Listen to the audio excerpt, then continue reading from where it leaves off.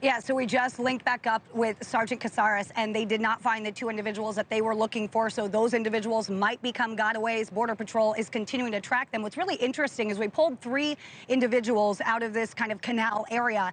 None of them were in camouflage, Dan, and that's something that we see very regularly in certain parts of the border. In other areas of Texas, that's very normal. But here's the thing. Once they get across this river and they cross the wall, they get into a vehicle and it's off to the races. It's very quick here. In other areas, they're walking for days in this desolate area. So I want to show you, I actually have what they call like a cartel kit. I actually have the pants and the hoodie here. So it's all like drawstring. It can fit anybody. And they get these over in Mexico. They pay a fee. They get a backpack. Depending on how much they pay, they'll get more things. They'll get painkillers and things like that in their backpack as well. This has a hoodie on it. And guess what? This is a coup de grace here, kind of. This is a carpet shoe. Okay, so this goes right over top of whatever shoes you're wearing. And you put them on, and you're going to leave no tracks. And that's how these individuals are evading. So there's no way to track these individuals. That's tracking sign that they're covering up, Dan. So take a listen to what we uncovered there with the people evading. So they're that way. What's this? What's here? Oh, look, there's an entry. They run, hide, and scatter at night and in broad daylight. Now you see them, now you don't. Migrants hiding in thick brush until their paid rides appear under the cloak of darkness. In the Texas and Arizona deserts, law enforcement trying to capture them before they seep into U.S. communities undetected.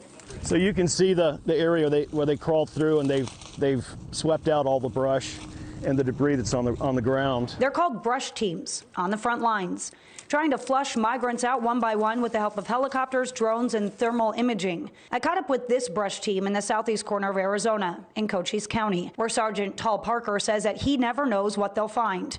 Are they part of a gang? Are they coming here to do something else? Authorities encounter 6,100 migrants trying to get into the U.S. daily, some legally, others through hundreds of miles of gaps at the border. They've encountered an estimated 75 people on the terror watch list trying to come into the country illegally so far in 2024. It's a dangerous game of cat and mouse. Law enforcement left to hunt down suspected terrorists and the cartels. Cartels that are infamous in this area of Arizona, carving out a path in a national forest, now well worn by migrants on the move, even equipping them with everything from camouflage hoodies and pants to special coverings that go over shoes to cover their tracks so border agents can't detect them. And while I was being shown the route, oh, here you go. I was told They could be watching us right now. Wave at him again. Yeah. They're watching us. The one guy has binoculars. it's just a certain feeling, too, Dan, being out there and being watched constantly. That's what they're up against down here. Cartel always kind of has the high ground, if you will. Now, I just talked with Lieutenant Olivares. We're going to go off because they're tracking another group just north of us. So we're going to go see what we can find out there. Allie, obviously, a lot of stuff. Before you go, really quickly, I think the question a lot of people have is, okay, what happens to those folks now? We just saw the people that were arrested, right? The 3 people, you just witnessed them being arrested there. Where are they going? Where are they being taken to? What's happening to them? So there are a myriad of things that come to play here, Dan. It's going to depend on what country they're coming from. If they're coming from Mexico, most likely they're going to be returned almost immediately.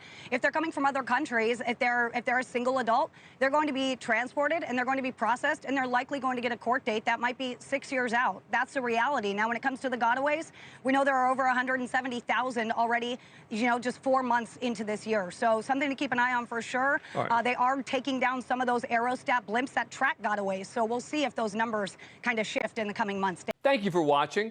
Go to newsnationnow.com to find NewsNation on your cable provider. And don't forget to click the red subscribe button below to get more of NewsNation's fact-driven, unbiased coverage.